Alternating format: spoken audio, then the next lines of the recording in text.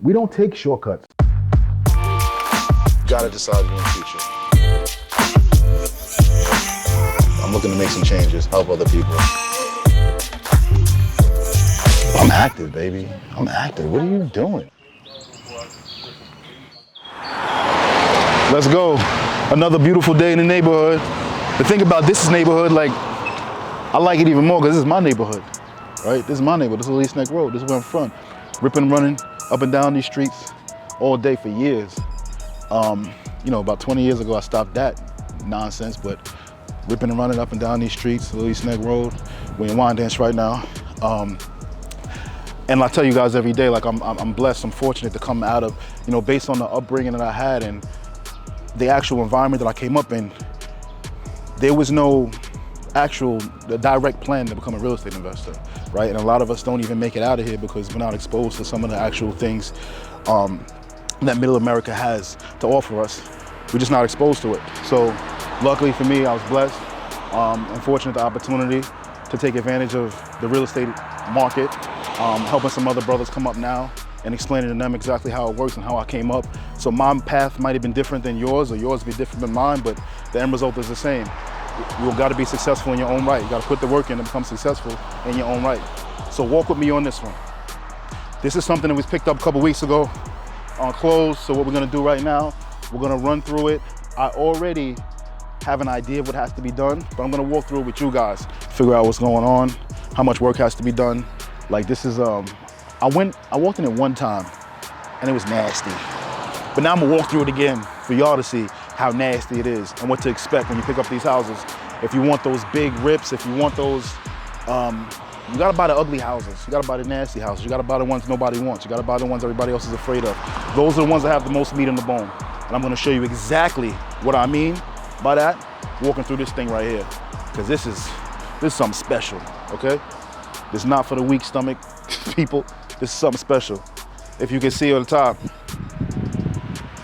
the broken fascia board, soffit across, means that there's wildlife in there. Raccoons, squirrels, it's typical.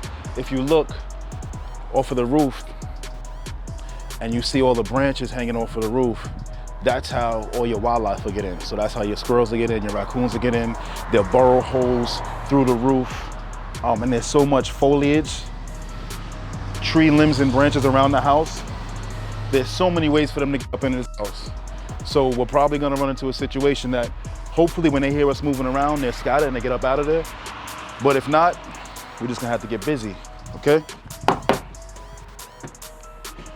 Now this one is not secured.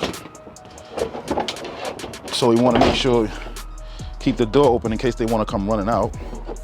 We wanna wait for them to get out. Handle's broken, it was already broken. Knock, knock. Knock, knock, baby. So you got your typical, you know, abandoned squatter situation. What makes me nervous is if you see the ceiling, like that's roof damage, that's obviously sheetrock damage. Now I'm pretty positive that critters have access to the house and they're like running around in here. I just don't wanna run into any. So we're gonna see how this plays out. Hello! So this obviously, I mean, there's a lot. Like when you pick up these houses, man, there's a lot. Like you never know. Just like the clean out on this house is gonna be like easy $3 grand. Just clean out between dumpsters and getting all this trash and crap out of here. It'll be a couple thousand just for that. So this wasn't, this was anticipated before we actually got it, but it's your back door so we can hopefully shed some light in here. Get a little light. Oh, they were an entrepreneur, look. They got a Susie Orman book in here, The Courage to Be Rich. Well, I guess that didn't really work out, but at least they had the book.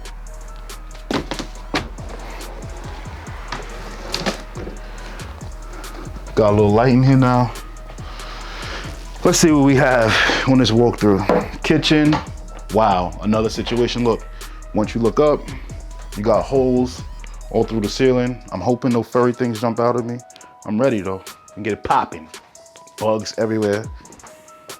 So look at your ceiling.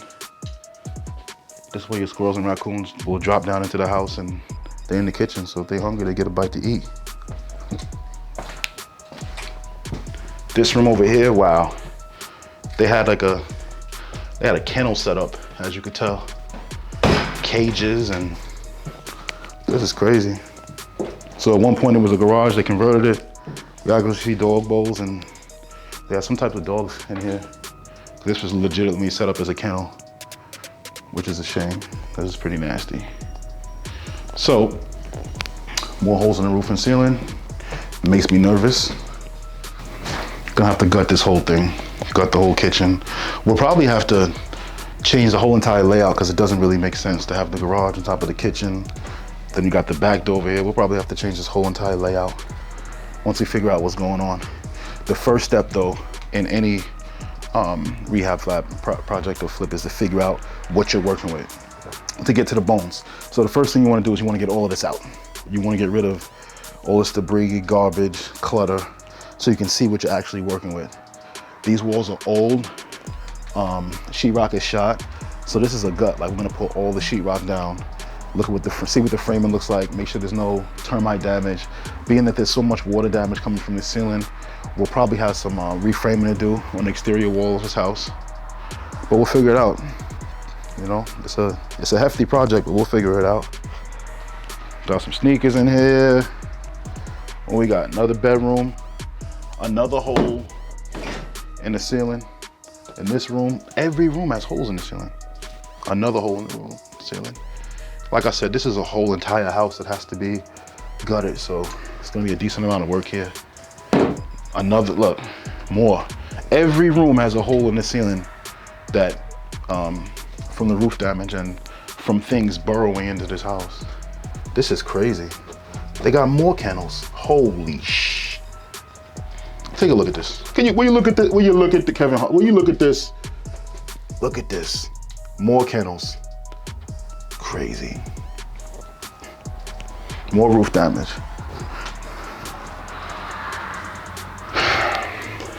So, 1, 2, you got your 3 bedrooms. Yeah, this is gonna have to be gutted. This whole entire house has to be gutted. It's been sitting for so long. The staleness of the smell. Let's jump into the backyard, see what we got here. Oh, we got Yorkies.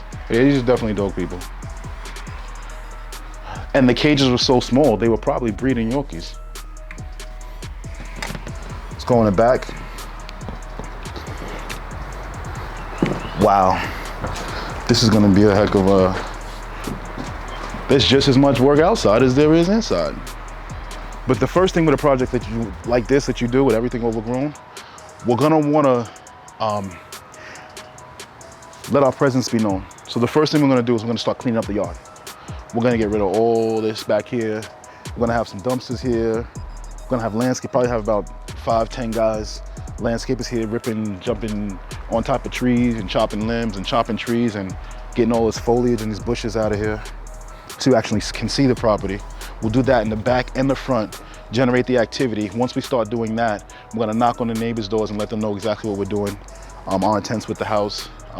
And when you do that, when you knock on the neighbors' doors and you let them know what you're up to, they'll keep an eye on the house for you while you're working, which is a good thing. So you always want to establish a great relationship with your neighbors, knock on the 2 doors, left and the right of you and one across the street. Let them know what you're doing, shake hands, kiss babies, and create some relationship with your neighbors when you start flipping these houses, because typically you're gonna be in these houses for a month or 2, sometimes 3. So it's good to have an extra set of eyes on the house, which comes from those neighbors, and it's effortlessly, they'll just call you if anything happens, they see anything, they'll say something, which is good. Now the clearing, we gotta clear all this. All this has to be cleared. Now when you're flipping, right, this is a little jewel right here, a little jewel. For all you guys that are just flipping and you guys that already experienced, you already know this. Anytime you have branches, limbs, tree limbs, tree branches hanging over a house or a tree next to the house, you always want to get rid of it because it causes nothing but problems. When we were in that house and you saw all of the burrowed holes and all those big gaping holes in the ceilings, that came from wildlife. That came from raccoons, that came from squirrels, because what they'll do is they'll climb up the tree. If anything is hanging over the house, they'll jump onto the roof and they'll find a way through the gutter or through the soffit into the house. Because they get cold in the winter too. So they get away into the house and they'll have babies. You know, they'll become, like raccoons, they become very territorial. They get vicious if you try to get them out. So to prevent that from happening, what you always want to do is have your trees cut away from the house and all your limbs cut away from the house. Anytime you flip a house. Anytime you flip a house. Look at this one, this is perfect. There's actually a bridge. There's a bridge for a squirrel or raccoon. They crawl up the bridge, jump onto the tree, up the limb, over to the house, on the roof, and they're in the house. And that's why you have all those holes in every room in the house, because of these trees around the house. Because that was ridiculous. I never seen anything like that before. You always want to make sure your house has curb appeal. This house, particular house, it's on a main road. So you really want to have curb appeal. You don't want to drive past and actually miss the house. So what you want to do is, to sexy it up a little bit, what we'll do is we'll cut all that out. That whole entire fern bush or whatever that is, that overgrown arborvitae, whatever that is, we're gonna cut that out. We're gonna trim this here up and we'll end up cutting the bushes here on the next one. So we'll clean all of this out so you can actually visually see the house. We'll get rid of that tree that's next to the house because like I said, it's so close to the house. You have things in the house. Again, squirrels, raccoons, whatever. So we're gonna sexy up the yard, clean it up, play with this fence, cut everything overgrown out of here. Let's lock it up. Now we know what we're gonna do. I'll be here with my contractor in maybe another day or two. We'll run through a scope of work. I had to just take a peek at it myself to see what we're gonna expect to do. I have an idea now. So now, next go around, I'll come through with 2 people. The first guy I'm gonna come with is my landscaper. What he's gonna do is he's gonna just clear out the yard for me, let the neighbors know we're here, and then I'll run through with my contractors and show you guys the scope of work. I'll walk through with him, get you guys educated on exactly what's going on, what we plan on doing. And this is the before, so get ready for the after.